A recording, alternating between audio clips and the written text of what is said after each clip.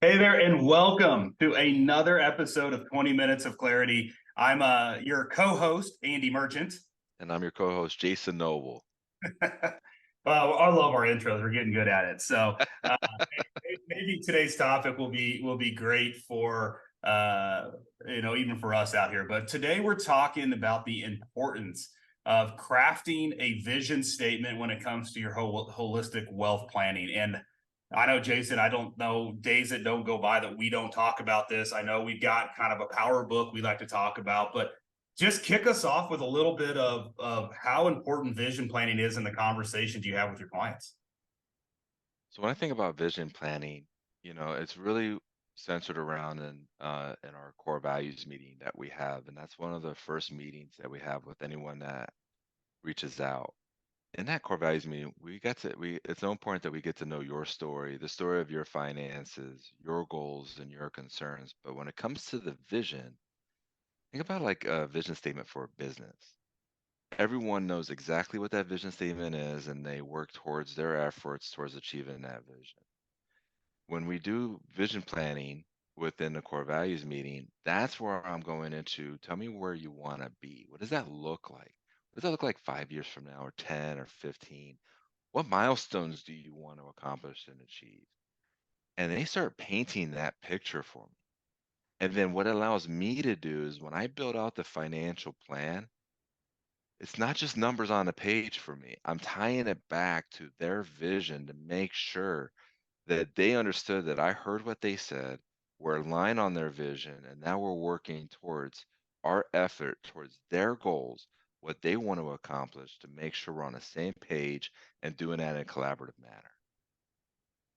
Yeah, I mean, and I love what you're saying there because I read a deal the other day, and I know we probably have all heard this, but did you know people spend more time mapping out or building their plan on their vacation than they do around building and crafting their vision around their wealth, right? And I joke all the time. It's like, man, if you could spend just a little bit of time, a little bit of structure around vision planning, and then building that partnership with a trusted advisor that you have that can help you make and implement those decisions, you can take a lot more vacations, right? I mean, if your vision is to take vacations, then let's do that. But I've always heard that comment, and being more tenured in the industry now and having an opportunity to really build our practice around wealth planning versus the investment first approach. Oftentimes the conversations that we have is usually led to how was your past performance, right? Our industry has done a what I think is not the best fiduciary job of educating our clients on what they should be asking. Instead, we're training them. It's been trained in their mindset that the value add from a partnership with an advisor like us is on return, which is not controllable. So I'm a huge fan of vision. I'm a huge fan of what you mentioned around getting everybody involved. It kind of ties into, I know we talk mindset a lot. We talk financial mindset on a previous podcast, but talking about vision mindset and including the family and the decision making, like what's your vision of and talking about your wealth accumulation with your kids. It's such a taboo thing to talk about money with people, especially with their wealth. So how do you handle just kind of, that direction of being open-minded and including everybody into the vision conversation? Well, I believe, when you're flying on a plane and there's turbulence, what do they tell you to do if the masks fall down? Right? They say you put your own mask on first and then you take care of the people around you. Andy, I love what you said, having the wealth transfer conversation with the kids. It has to start with the two people that lay next to each other at night. Okay, it has to start with them. I mean, just the other day, I was having a meeting in the core values, and one of the people in the relationship was answering all the questions. And I looked at the other spouse and I was like, "What are your thoughts? Tell me your vision." And when they responded back to me on their vision, their spouse was like, "I didn't know that you thought that or wanted that." So here I'm learning something within 20 minutes of working with this new relationship where they've been together for 25 years, and the husband and his wife, they did not have that communication until we were able to draw it out in a vision conversation and the core values. I gotta say, it comes back into once you take care of like you're solidified on your vision with your spouse, and that can and you're moving towards those goals, then by all means bring other people in. Um, but it is somewhat of a taboo topic. So there are times where I'm having facilitating those conversations with multiple generations. And that's when it comes back to just doing multiple generational the generational wealth planning. Yeah. There's so many studies that talk about how much money is depleted from the estate within a few years. But if you're having those conversations and you're able to start building out longevity and legacy planning for multiple generations, now you're looking beyond just the four walls of your current home. You're looking into, the eyes of a generation that you may not be able to see at this point, but will be coming around the corner. Yeah. Well, yeah, and talking about multi-generation, I mean, just imagine this is what I'm excited about. We're doing it with my family right now at the house. Is a lot of the practice. We're all about put our practice what we preach mindsets here within the Clear Picture program, and one of the things that I'm really excited about in our launch is being able to work with our clients to what you're referencing that first core value meeting, which I think we should probably dive into in a minute. But what's the end out of this? If you're a client out there and you're listening, you're like, okay, great, I can go talk to you about this. The industry talks about these things all the time, but the reality is core values are about alignment, learning, as we mentioned. But the end result is you need to have something that comes out of it. And I'm excited about the creation of working with our clients to create their vision statement. And it's going to be kind of the staple of what's going to help us drive the relationship and the client experience throughout the next year, and it may continue. So we're working on one in our household. We're taking our core value mean that we had. We're combining that with the clear picture analysis to understand the financial priorities that our family needs to focus on. And by combining that into one package and summarizing it, which is exciting for us in the family. We're gonna plaque this thing up. We're gonna put it where it's everyday and seeable by everybody in the family, and then we're really going to encourage the conversation so that continual growth happens. So I'm excited for that, Jason. I know that you guys have talked about this a lot within your family, but what are your takeaways or your thoughts on adding the vision boards within our households? Oh, like I think it's so important to have a vision and goals.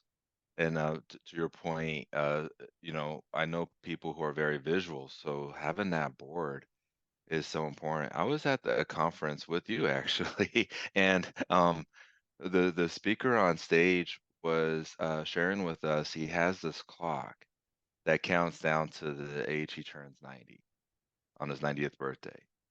And when he looks at that clock, it's a big clock, he was saying, and it's a countdown clock.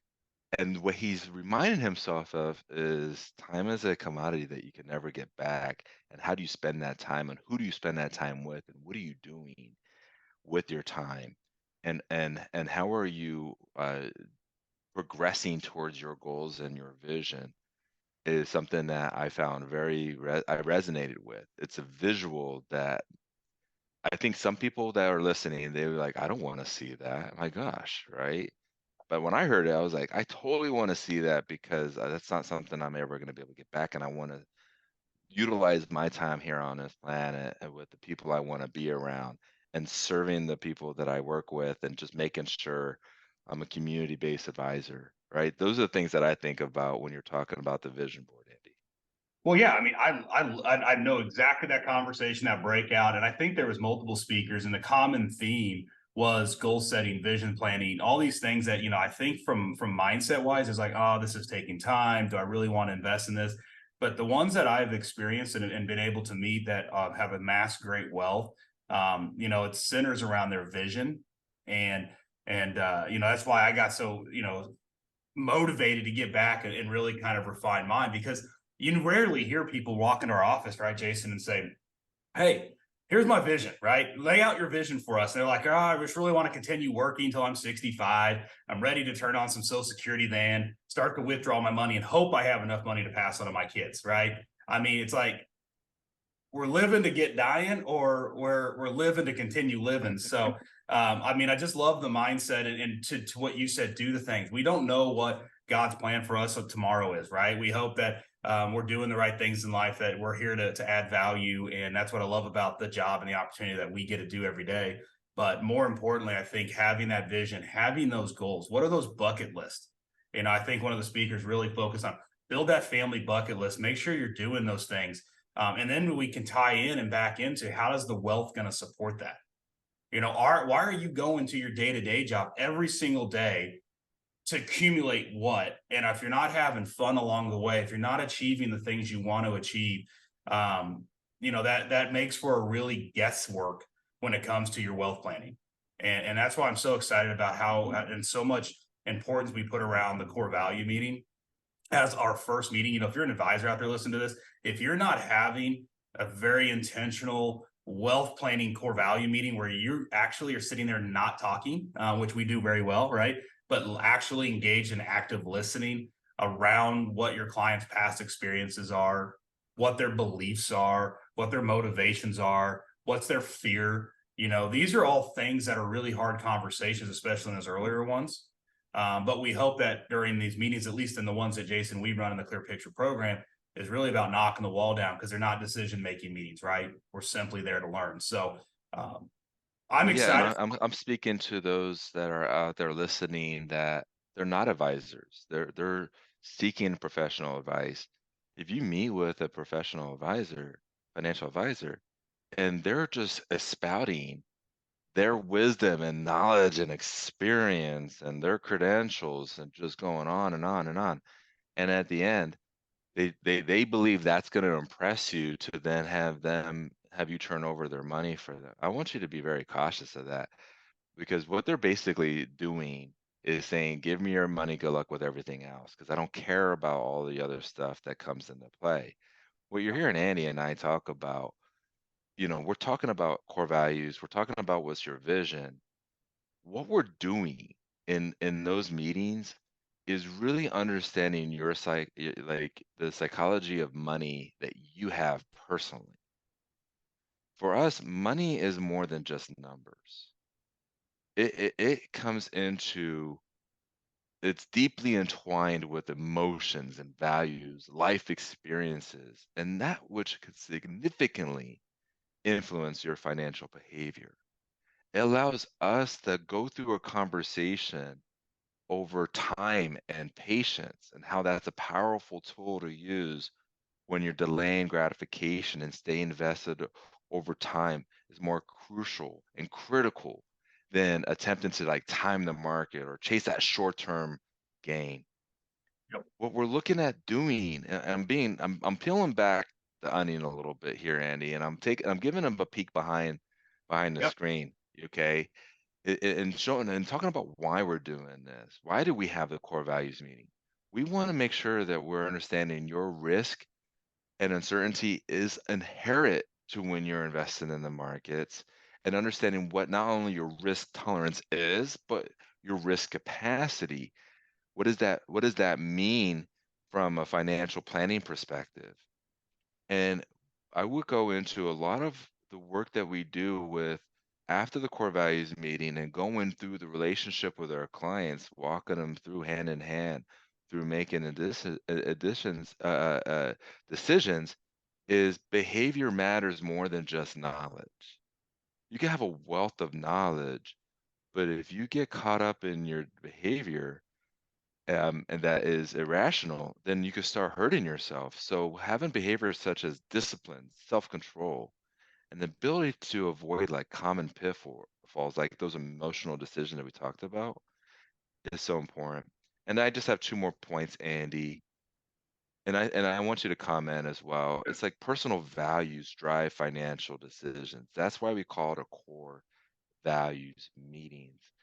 We want to make sure that the financial decisions are deeply personal and should align with our clients' values, goals, and aspirations. If it doesn't, it's not going to feel connected, and that can start breaking down the barrier of trust. And then adaptability is so important. And navigating an ever-changing financial landscape, being able to adjust one's financial strategies and learn from their past mistakes is so important for long-term success. Andy, when I talk about past mistakes, the beautiful thing about what I'll say with our experience in the industry is 20 years I've been doing this. I think you're around the same time, right? 20 years. So think about a conversation that we had 6 years with someone who made a financial mistake and then met with us to like have us fix it and move them in the right track. And we're working with someone 6 years later, sitting in here in 2023, going, "Hey, I've seen this play out before. Yeah. You won't want to go down this path." So we could take the wisdom and knowledge and experience of our clients plus ourselves in this industry and bring that forward to our clients. And I think that is something that's so important and it could be missed if we did not Well, draw it out. well, yeah, and adding that, if you have a solid vision and you're willing to do it, those aren't mistakes. They're learning, right? I mean, I'm a real life example. When you're talking, I thought you were talking my golf game a little bit, but if you think about if you relate golf to life planning and things like that we do, a lot of the things I aspire to go out every time I play golf and shoot as low as I can, but what's that target? There is no such thing as a perfect game of golf. It's been 59 or whatever may be the number, but the reality is that every day is a different day. I can go out on a perfectly non-windy day and play a golf course. I'm still going to have challenges with water, trees, bunkers, noises, all that kind of stuff. I might make a mistake in the middle of the round, but I have a vision and confidence from my past experiences to know that, okay, I can make this up, right? I mean, having a good, and how I see our role for our clients is that we're their caddy, right? I mean, most of the professional golfers out there are only as good as their caddy. Look at the best players. I mean, Tiger Woods has had a couple lifelong caddies, and they are integral in their process. They go out ahead of time. They craft a plan around how they're going to mitigate the golf course or go through their round with as little risk as they could, but maximizing opportunity, right? But it takes a vision, right? You have to be able to see things, and then you have to be able to adjust, because just like on a golf course, we can't control what the market does. We are such an emotionally, as you mentioned, charged environment right now for clients that it's like, if your vision isn't there and it's not sound and it's not real tied to your unique story and your unique beliefs, needs, and all those other factors that you brought in, you're going to go into an intro with less confidence than you would if you said, "Hey, I understand today's a little messed up in the market, but here's my vision. I'm still achieving my goals." And then celebrate. When you make that birdie in life, celebrate it. Hole in ones are like awesome, right? They're rare to come by, but every now and then they are that. But you got to have a vision. My last point, I know we'll kind of close, because I don't go to a hole and say, "Man, my vision is to hit it in the water. My vision is to invest and lose money." But if you come at that with that approach and that vision, that mindset, because you don't have the financial IQ or you don't have the growth mindset IQ, what's going to end up happening is that you're going to have limiting beliefs, and ultimately, it's not going to probably get you the outcome that you hope for. And I know you and I are really proactive and very passionate about that. And to your point, that's why core values is such an integral part of our process.